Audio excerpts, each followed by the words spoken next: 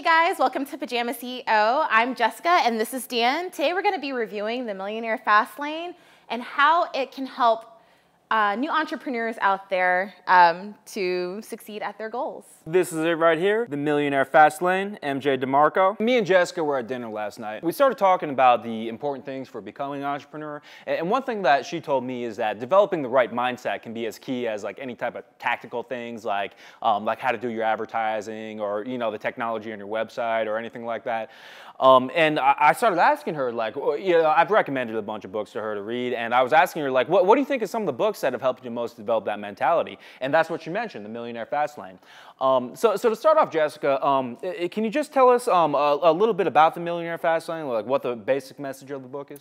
So the basic message of the book is to set yourself up for success. A lot of people are living in what MJ DeMarco would call the slow lane. And some people are even living on what he also calls the sidewalk. But the slow lane people are basically your normal consumers who are here in the United States. They, are going out there and they're buying that Versace purse that they can't actually afford and driving, that Lexus that, you see going down the street. And you think that person is like really rich, but really they're living, well, I guess they're living a lie. They can't actually afford it. And so the whole book basically is about setting up your mindset and setting yourself up for success. So I feel that's a really important distinction that he made. First of all, there's a sidewalk, the people that are basically going nowhere in their life. People aren't saving anything and their future isn't going to be too good. The real good distinction that I think he made is that the people who are doing what most people say you should do, you go to college and you get a good job and you invest in some mutual funds, much better than being on the sidewalk, but they're also kind of in the slow lane where they're making progress, but not nearly as fast as the progress could be. And I really like his description of the fast lane, kind of breaking those conventional rules of investing in mutual funds and focusing more on entrepreneurship and other ways to get rich more quickly. So that's another big thing that I did like about the book, where it's not exactly a get rich quick book. I would call it more of a get rich rapidly book. And there is a difference. It's like, I think of get rich quick as like, like Ty Lopez type of shit. You know what I mean? Where you're like, like just watch my commercial and you'll be buying some Lamborghinis.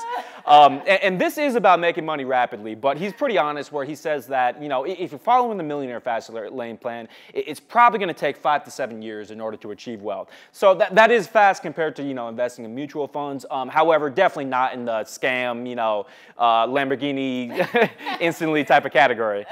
So that's another thing I liked about the book, because a lot of people don't think that is possible, but he really lays out how it is possible to become wealthy in 5 to 7 years. Let me get your thoughts though, Jessica. Like, what were some of the things that you liked about the book?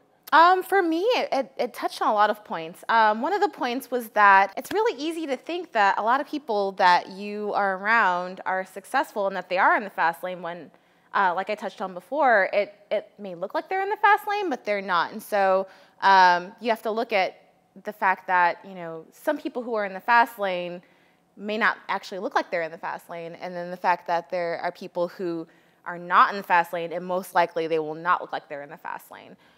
The other part that he touched on really got to me was failure. For me personally, my mother was very hard on me. I thank her for that, but it honestly kind of hurt in a way because it made me afraid to fail. But as an entrepreneur, you really have to look at the fact that failure is not the end of the rope.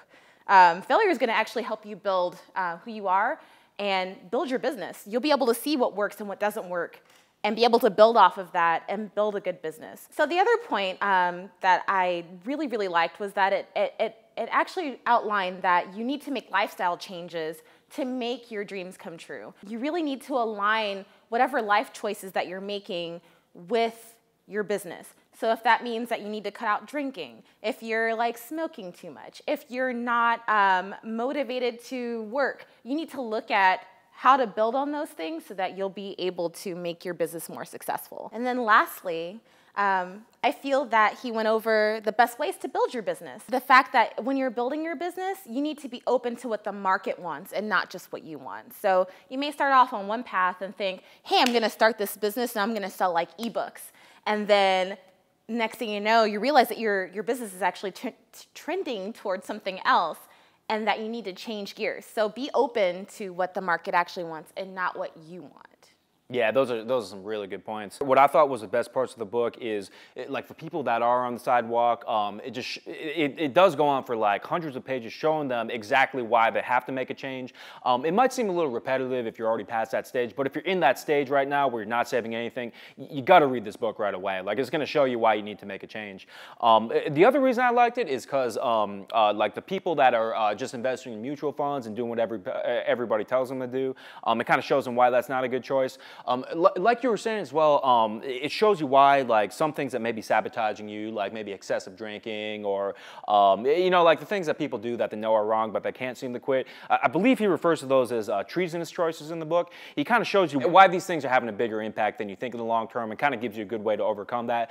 And I agree as well. That was a great point that he made about most entrepreneurs, they kind of, they get married to their business idea and they kind of get wrapped up in their identity where they get very emotionally attached to it. But like MJ says in this book, ultimately the key to getting in that millionaire fast lane and becoming wealthy is getting something that the customer wants.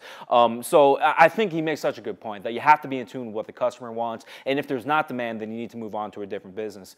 So altogether, you know, some really excellent points made in this book. I feel that anybody who is just starting off like really needs to read this book, and it's a must-have for all entrepreneurs. So Dan, there are some really great points in this book to help anybody grow business-wise and even in your lifestyle. But what are some bad points that you noticed in the book? So as I said, you know, I think it's an excellent book overall, especially for people first starting off. I will say though, just as far as where I'm at personally and, you know, where established owners might be at, if you're already beyond the stage of, you know, of where you're saving some money and you're off the sidewalk where you're not just blowing everything right away, it might be a little superfluous to read those hundreds of pages about why, you know, you need to start saving money. I will say though, even if you are saving money, it's a good refresher on why you have to keep saving money and not backslide. And also too, for like people who do already have their own business and already have access to better investments in mutual funds, you might not need hundreds of pages of reading about why mutual funds are not the best investment. But again, it can be a good refresher, even if you're in that position, just to read why the typical life plan that people follow isn't so good. One other difference of opinion that I have with the author of this book, MJ DeMarco, is his opinion on the stock market. Overall, you know, I agree with his opinions on the stock market and mutual funds in general. I don't think they're the best investment, as I said before, and I don't think they deserve a large part of your savings. However, I don't agree with his method of allocating 0% of his savings to the stock market. In this book and in like a few podcasts I listened to afterwards, what he mentioned that he did is when he was earning his money, he didn't invest anything in the stock market. He just invested it all back into his business and then ultimately sold his business and got a big lump sum payout. And he said even after he had like a multi-million-dollar lump sum payout, he didn't invest in the stock market then. Instead, he invested in what's called municipal bonds or bonds released by a city. The advantage of municipal bonds is that they're very low risk because cities rarely go bankrupt. They're, you know, a government institution. Another advantage of municipal bonds is that they're tax-free. So they can make sense sometimes for people in the upper tax brackets. Main disadvantage of municipal bonds is that you're going to make a really low return.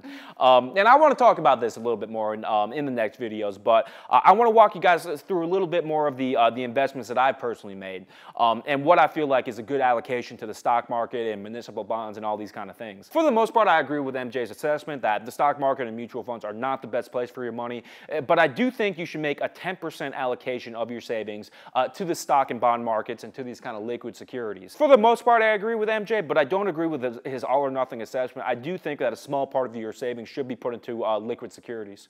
All right, Dan, so if people want to check out the book, where should they go? If you want to check out the book, then tap on the link below to use our Amazon Associates link. When you buy that book through the link, then it's going to go to support the podcast and help us make more episodes like this. And if you just click on that link and buy other stuff on Amazon, then that'll help support the podcast as well.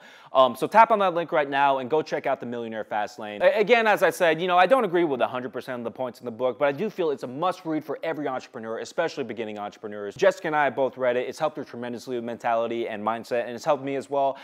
So we really recommend you pick it up. So one final thing I would like to say, if MJ DeMarco is watching this right now, we'd love to have you on the podcast to interview you. You know, we both read the book and I've listened to your podcast on Invest Like a Boss. So we think you'd be a great guest on this podcast. So if you'd like to come on and explain more about the book, we'd love to have you on the podcast. All right, guys. Well, I think that is the end of our episode, and we will see you future CEOs next time. Peace out.